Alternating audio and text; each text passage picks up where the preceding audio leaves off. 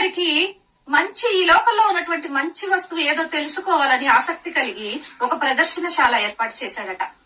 ఆ ప్రదర్శనశాలకి సంగీత వాయిద్యాలు, మంచి మంచి బొమ్మలు, చిత్రలేఖనాలు, ఇంకా బంగారము, నగలు ఎన్నో నమూనాలు ఆ ప్రదర్శనశాలకి వచ్చి చేరాయి. ఈ రాజుగారు ఒక్కొక్కటిగా చూస్తూ ముందుకు సాగుతూ ఉన్నప్పుడు అతను ఒక నమూనా ఆకర్షించింది.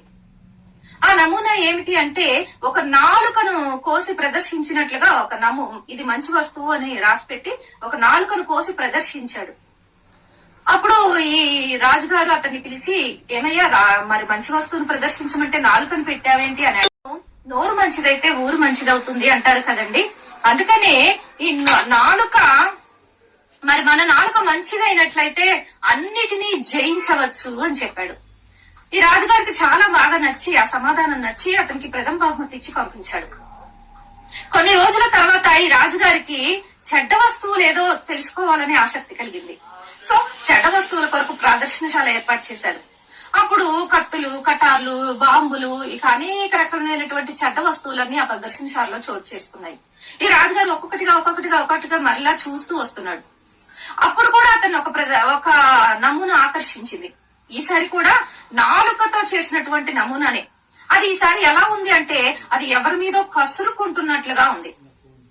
ఏమయ్యా, మంచి వస్తువు పెట్టమన్నప్పుడు నాలుకనే పెట్టావు, ఇప్పుడు చెడ్డ వస్తువు కూడా నాలుకే అంటావేంటి అని అతన్ని అడిగితే, మహాప్రభు, నా నోరు మంచిదైతే ఊరు మంచిదవుతుందంటారు. అలాగే నోరు చెడ్డదైతే మనం అందరి అభిమానాన్ని కోల్పోతాము, అన్నిటినీ కోల్పోతాము. అందుకే నాలుక చెడ్డ వస్తువు అన్నాను అని చెప్పాడు.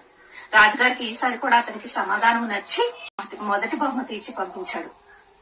ఫ్రెండ్స్, ఈ కథలోని నీతి ఏమిటి అంటే, ఆ రాజుగారు ఎవరైతే ఉన్నారో ఆయన దేవుడు, మనం ఆరాధించేటువంటి దేవుడు అనుకుంటే, ఆయనే ప్రదర్శనశాల ఏర్పాటు చేసి ఉంటే, మరి ఆ ప్రదర్శనశాలలో ఏర్పాటు చేసినటువంటి మంచి నాలుక, చెడ్డ నాలుక ఏదైతే ఉందో, మరి మన నాలుకే ఆ నాలుక అనుకుంటే అది మంచి నాలుక ప్లేస్ లో ఉంటుందా, చెడ్డ నాలుక ప్లేస్ లో ఉంటుందా? ఆలోచించండి ఫ్రెండ్స్.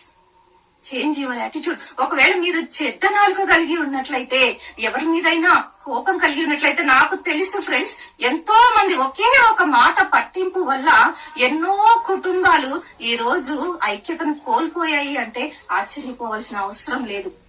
మరి మనం కూడా అలా ఉన్నట్లయితే మన పద్ధతిని మార్చుకుంటే చాలా బాగుంటుంది.